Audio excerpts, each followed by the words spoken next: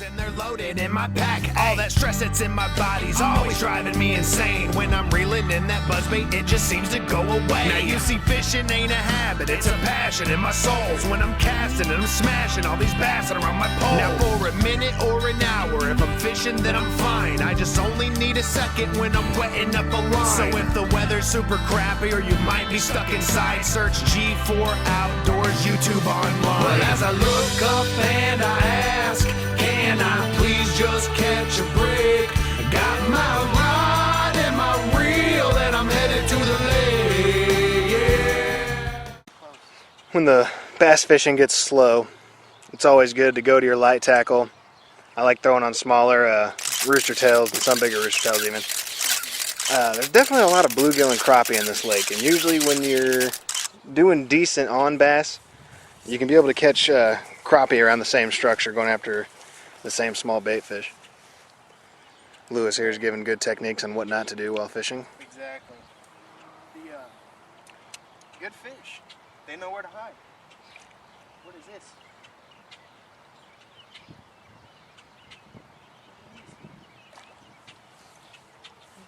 Something on there.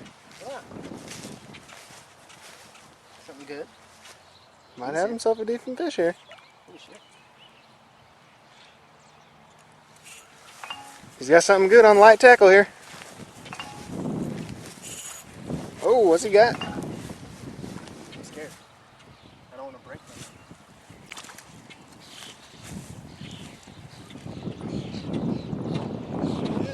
them. That's decent. Light tackle. There you go, see?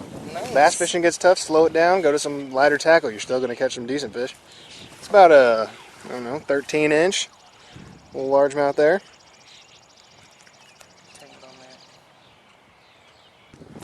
There you go. On a small tackle. Rooster tail. Good stuff.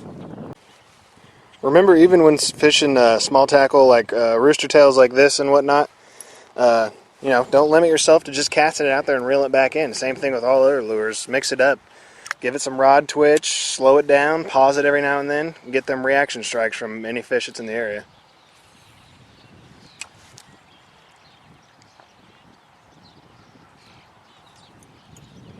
Yeah. Just like that, a little reel twitch.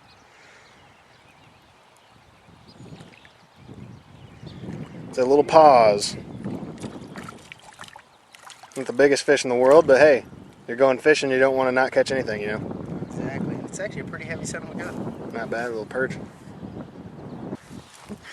Another technique I like to use also with the rooster tail is any small swim tail jigs for crappie and bluegill, especially when you're fishing real close to shore like this.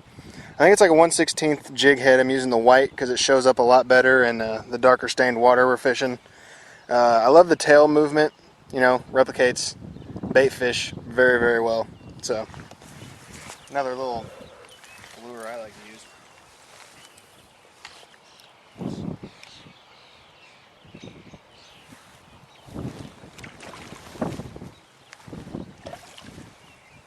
They aren't the biggest fish in the world, but they are holding pretty tight to the shore because it's been a lot warmer here in the last couple of weeks and the rocks are still pretty warm.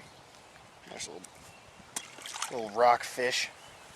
Wreck-it. Let's go ahead and catch another one. See if you guys know, I mean seriously, if you find a spot that's holding a couple fish, you can catch them all day.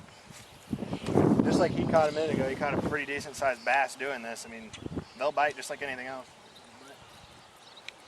Because once you found them, I mean, it's pretty easy to catch them one after another.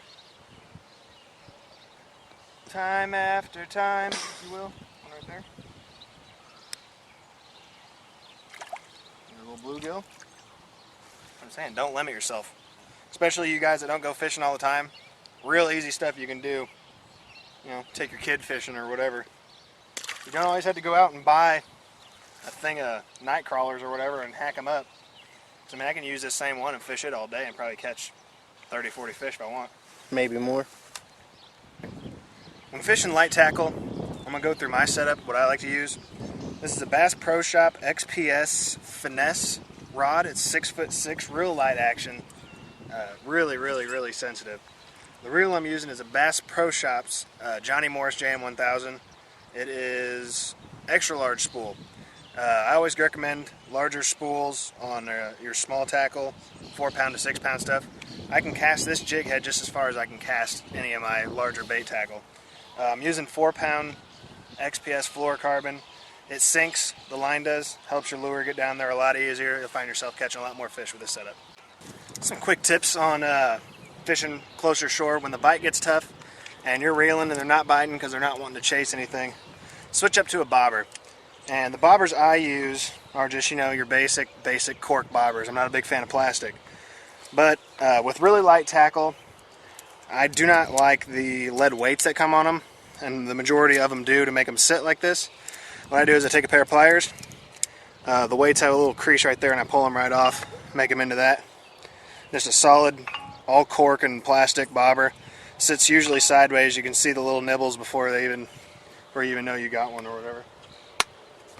And the other thing I like to use when the bite gets really tough, Berkeley Power Bait makes these little crappie nibbles, they're called. They come in a bunch of different colors, but it's basically almost like using live bait. You just put one of these on your little jig hook, you're good to go. So this is something else that'll happen when you're fishing for crappie. Get yourself some little channel catfish like this. And he's only got 4-pound test, so we'll see if he can get him up or not. I know that's not a 4-pound catfish, but... Ew, stop spraying me! See, when you're fishing with jigs and stuff like this on bobbers, you got a good chance of catching pretty much anything.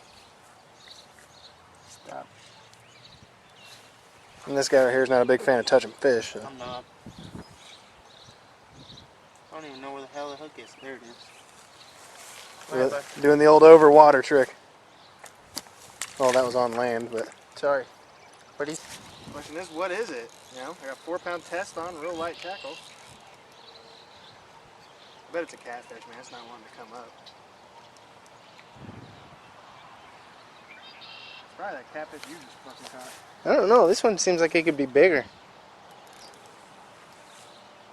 That's a big Oh, bass. shit. Oh, snap. What? Big old bass on a 4-pound test and a crappie jig. What the hell? That's something else you can do right there when you're fishing for crappie. Wow. Catch yourself a nice 4-pound bass.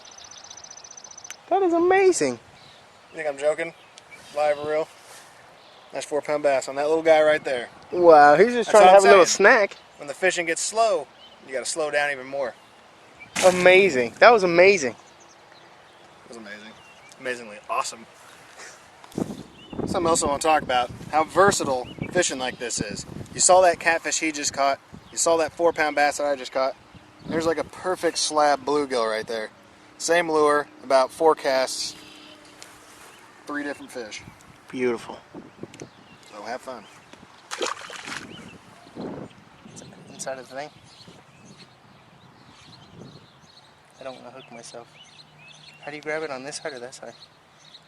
Show me, dude. Quit playing. Fish. Luis. Fish. Luis. Hi. Fucking shit. Way to show me. You're gonna put it on YouTube. This dude don't know how to take a hook out of a fish. Watch. No, come here. What? Thank you.